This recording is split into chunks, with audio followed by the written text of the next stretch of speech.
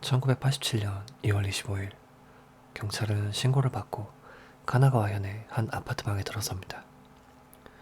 경찰의 눈에 들어온 것은 충격적인 광경이었습니다. 카세트 테이프 레코더에서 흘러나오는 음악을 듣는 두 명의 남녀.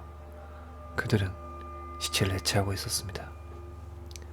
경찰이 말을 걸었지만 그들은 작업을 멈추지 않고 단지 계속해서 악마를 쫓아내고 있다 라는 말만 반복할 뿐이었습니다. 시신은 머리와 다리가 절단되어 있었으며 방 여기저기에 살점이 흩어진 상태였습니다. 이 두 남녀는 피해자의 사촌형인 스즈키 마사토 그리고 피해자의 부인인 모기 미유키였습니다. 이들은 현행 몸으로 즉시 경찰에 체포됩니다. 피해자인 모기 마사히로, 그는 30세까지 성공하지 못하면 가업을 잃는다는 약속으로 음악 활동을 시작합니다. 1983년 스피츠 어로코라는 밴드로 데뷔하는데요. 나름 인기가 있었다고 합니다. 마사히로는 사촌형과 사이가 좋았고 사촌형이 오야마 미코토 신시키오카이라는 사이비 종교에 빠졌을 때 형이 들어갔다면 나도 라며 즉시 따라 가입할 정도로 신뢰가 두터웠다고 합니다. 한편 마사히로의 동생이 교통사고로 병원에 입원하는 일이 있었는데 이때 마사히로는 간호사인 미유키를 만나게 됩니다. 그들은 사랑에 빠져 결혼을 했고 사이타마로 거주지를 옮깁니다. 1987년 밴드가 TV에 출연했지만 별다른 반응을 얻지 못했기에 멤버들이 회의감을 가지던 무렵 사촌형이 이들 부부를 찾아옵니다.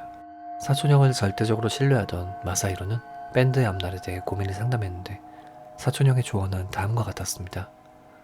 나에게 신이 내렸다. 이 세상엔 악마뿐. 악마를 쫓아낼 구세의 곡을 만들 수 있는 것은 너뿐이다. 라는 조언이었습니다. 그런데 이상한 점은 사촌형이 빠진 사이비 종교에는 이러한 교리는 일절 없었다고 합니다. 어쩌면 사촌형은 신의 존재를 믿어가며 미쳐버렸던 걸지도 모르겠네요. 마사히로는 사촌형의 말을 받아들여 진심으로 구세의 곡을 만들기 시작했습니다. 밴드 멤버들은 사촌형이 좋지 않은 인물임을 깨닫고 이들 부부에서 사촌형을 떼어내려 했지만 두 사람은 듣지 않았습니다. 심지어 부모님이 걱정되는 마음에 찾아왔을 때도 이 세상을 악마로부터 구하지 않으면 안 된다 라며 거절했다고 합니다. 부부는 아예 사촌형의 집에서 숙식하며 작곡에 열중했지만 생각외로 작업은 더뎠습니다. 결국 작곡 시작으로부터 일주일이 지난 시점에도 곡이 완성되지 않자 사촌형은 이렇게 말합니다. 너에게 악마가 씌었다. 이후 악마를 퇴치한다며 마사히로를 소금에 담그거나 아내인 미유키와 서로 째려보도록 하는 등 알 수 없는 퇴마 행위를 합니다. 이들은 서로 째려보다 마사히로가 눈을 돌리면 악마가 나온다고 믿었지만 정작 마사히로가 눈을 돌리지 않았기에 악마가 몸에 남아있다고 믿게 됩니다.